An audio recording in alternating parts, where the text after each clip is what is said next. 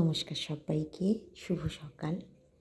আজকে একাদশী, তাই আজকে সকালবেলায় সকাল সকাল বাসি কাজ সেরে স্নান করে এই যে আমার রাধাকৃষ্ণকে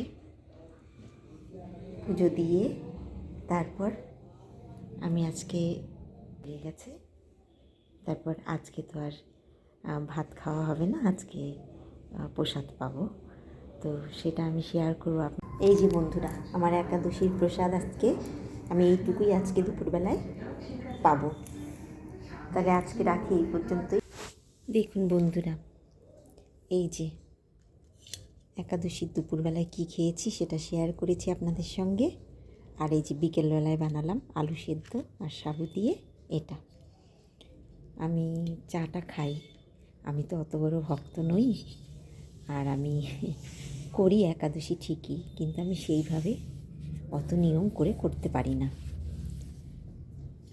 আমি চা খাই, যারা অনেক বড় ভক্ত আছেন তারা চা পর্যন্ত গ্রহণ করেন না।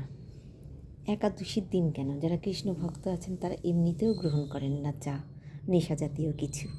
কিন্তু আমি তো চা খাই, আমার কাছে সব ভগবানই সমান। আজকে এটা বানালাম, এটা দিয়ে এখন চাটা খাবো। তাহলে আজকের মতো এইটুকুই।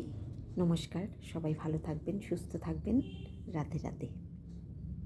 আবার